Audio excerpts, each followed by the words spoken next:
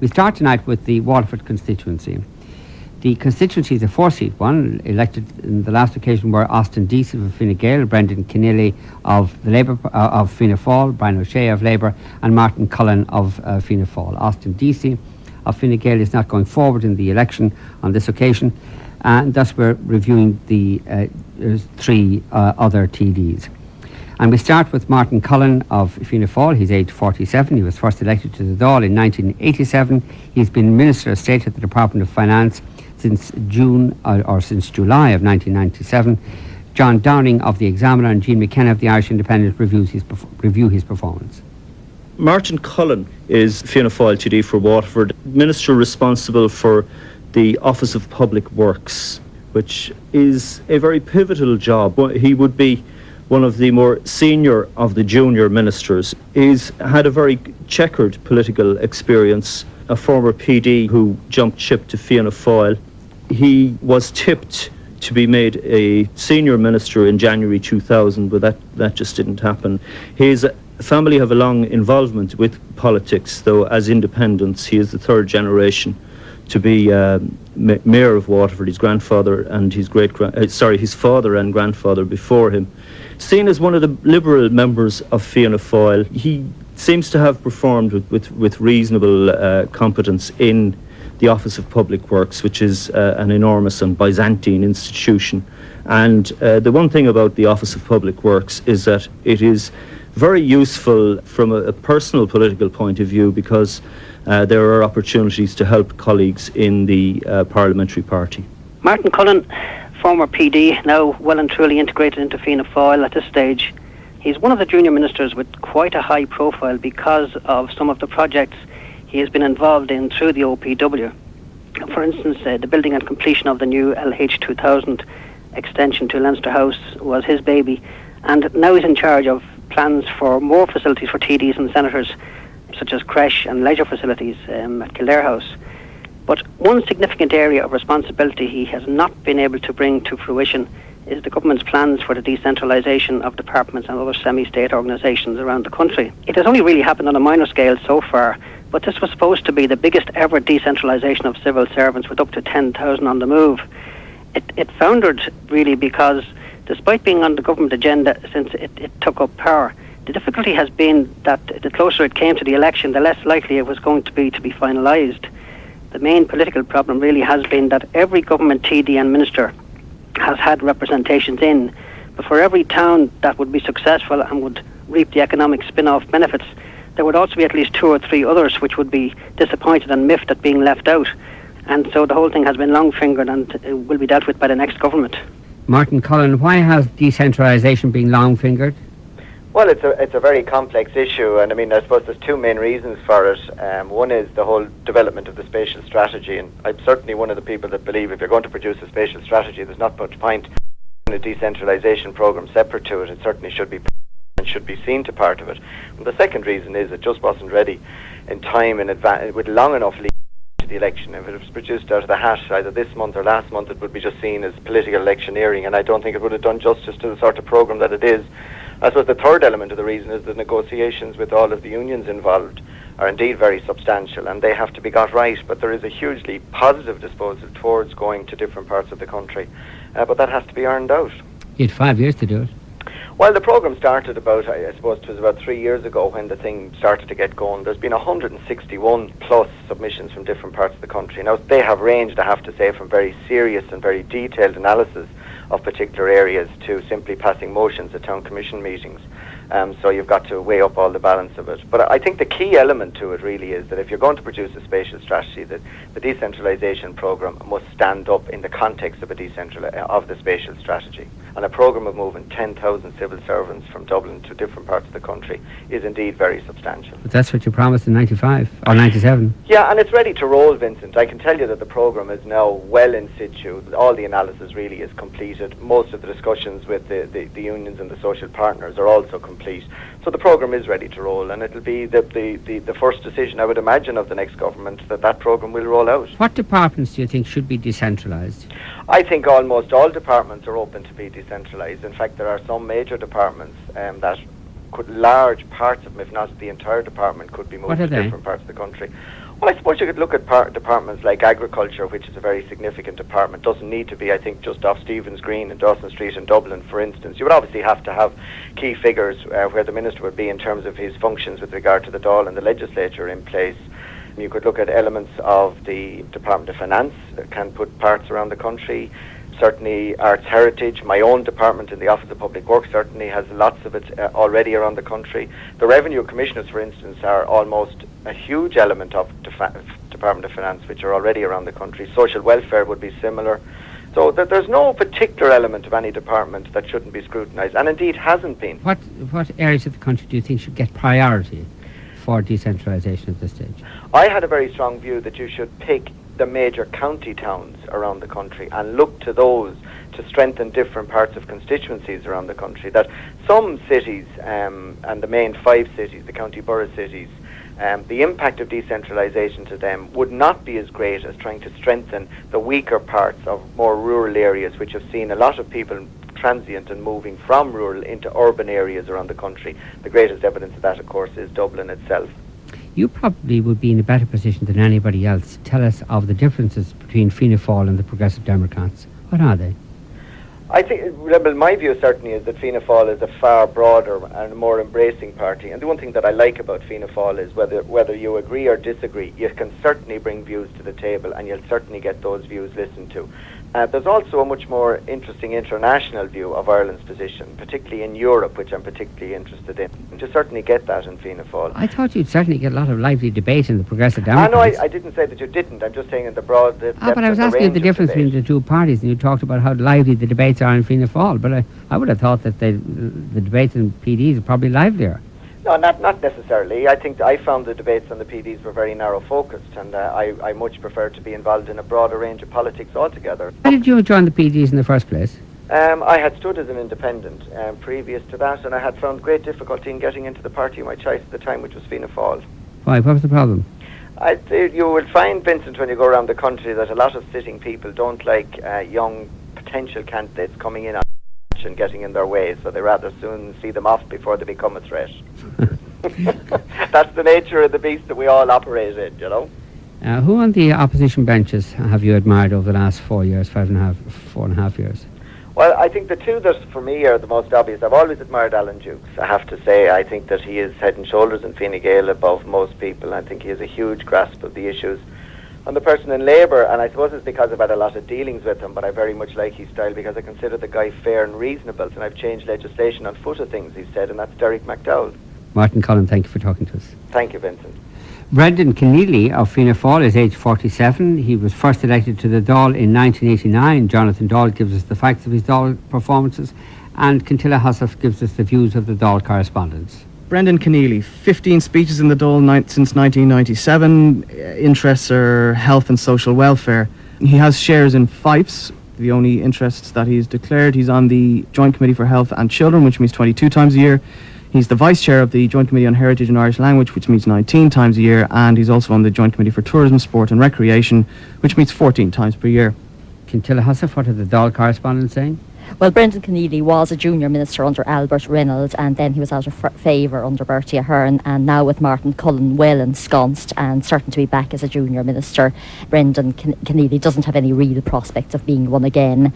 He's workmanlike, he's solid, he's not a fool. Many people write him off, but there's more to him than meets the eye. He's heard more within the parliamentary party maybe than in any more public forum. Elsewhere he was described as very dull, seldom seen, anonymous, asks the odd question but more a constituency man, and his father and his grandfather were TDs before him. Brendan Keneally, 15 times you spoke in the Dáil since the last election. That's less than 3 times a year. I've heard your programme on a few nights, and there seems to be a fixation as to the number of times a person speaks in the Dáil. If I thought speaking in the Dáil was something that would get you elected, I would be speaking in the Dáil every day of the week. But I know that's not the reality, and it would be a lot easier to do that than what I have to do in all of the constituency work that I would do. And I would much prefer it if I could perform more in the Dáil. But it's a democracy, and that's the way the people want it. They have the system that they want, and I have to live with that. And I always give an example when people say something like this to me. I remember when I was first elected, one of the greatest, if not the greatest orator in that Dáil was Pat McCartan, who was on his feet every day of the week. The 1992 general election came around and Pat McCartan lost his seat. So speaking in the Dáil doesn't necessarily mean you're going to be re-elected. I spent a huge amount of time as well on committees. Besides the 3 committees you mentioned, I've also been on the Health Subcommittee dealing with the tobacco industry, and we've produced a very extensive report in relation to that. Legislation has been introduced, and there are going to be major changes in that area in the future. They say it's a democracy, and central to democracy is the idea that people elect representatives to Parliament to speak on their behalf. You speak less than 3 times a year on their behalf.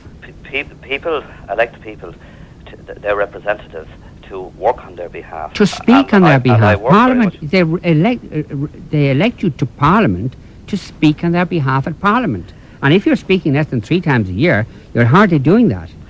If I thought that by speaking 3 times every week in the Dáil, that would assure me of getting re-elected. Oh, so it's all about getting re-elected, not about representing the views. And I represent the views of the people that vote for me very, very much. But you don't speak. How do you represent their views when you don't speak? You must remember most of the time since I have been in the Dáil since 1989 that Fianna Fáil have been in government, and one of the toughest places to be is as a government backbench TD, because you don't get the same opportunities that you would, say, for instance, on the opposite side. I think the people judge me on what I do for them, and they would not have elected me in successive elections if they thought I was not performing what do you do well for them anyway? On their behalf. What do you do? I have been doing that since I got elected in 1989, re-elected again in 92, and re-elected again in 1997. A lot of my work outside of the day-to-day constituency work, which I do and which the vast majority of TDs in Leinster House have to do. Besides that, I'm working hard on behalf of the constituents in relation to the various issues that there are here in Waterford. Tell us what you've done. And obviously being a backbench TD, it gives you open access to all the various ministers. And if I look back at what I have done in the past, besides all the various issues in relation to infrastructure development, etc., one of the biggest things I did in my time was in relation to decentralisation. It was a thorny issue in this constituency for many, many, many years from the time it was first introduced, and it was going nowhere until the time I became Minister of State. At that stage I realised, after looking at the files, we had to look elsewhere. Spoke to the Taoiseach at the time, Albert Reynolds. We did that and got decentralisation out to Waterford in the shape of... Are you disappointed that Martin Cullen hasn't been more active on the decentralisation issue? No, I'm not at all. Of course Martin is working on it as well. We're all working in the best interest of Waterford, whether we're on the government side or on the opposition side. Who have impressed you on the Labour and Fine Gael benches in the last 5 years? Well, I tend to go for different people that others would go for. I look at the TD, for instance, on the Fine Gael side, I look at somebody like Billy Timmins, and on the Labour side, I look at someone like Willie Penrose. They're hard-working, reliable, honest people. They're not the type of people that are running to the Clint every day to try and get on TV. They're just getting on with the job on behalf of their constituents, on behalf of their own areas, etc. Do you promise the electorate of Waterford that if you're elected the next time you'll improve your performance in the Dáil in terms of the number of times you get up and speak? I would love to be in a position, Vincent, to speak more and more in the Dáil, and I intend to make a conscious effort to do that. A lot of it depends on the amount of time that is available to me. Why would you make a conscious effort to speak more often if you think there's no point? I don't say there's no point. That's the reason that you justified speaking so little since 1997. Yeah, I think you said in your introduction that one of the issues I've spoke on mostly was in relation to health and social welfare issues, which I have done. If you go back and look at the previous period, I spoke mostly in relation to crime when we were on the opposition side and spoke extensively on that. Of course it's important to speak when the opportunity arises, but the opportunity does not arise as much. It arises for lots of other backbench TDs. It arises. Several of them have spoken 4 or 5 times more than you have. But at any event, a lot of them for 3 and 4 minutes. If my contributions tend to be 15 to 20 minutes. Oh God! All right, Brendan Keneally, thank you for talking to us. Okay, thank you. Bye. Brian O'Shea is age 58. He was first elected to the Dáil in 1989. He has been the Labour Party spokesman on arts, culture, the heritage and the Gaeltacht, and Ona Muraku reviews his performance as spokesman, and Kiltilla Hussif gives us the views of the other Dáil correspondents. Brian O'Shea has not had the same impact on this question that, say, Michael D had. This was Michael D's baby, this whole department. So to a very large extent, Brian O'Shea has been overshadowed by Michael D's legacy.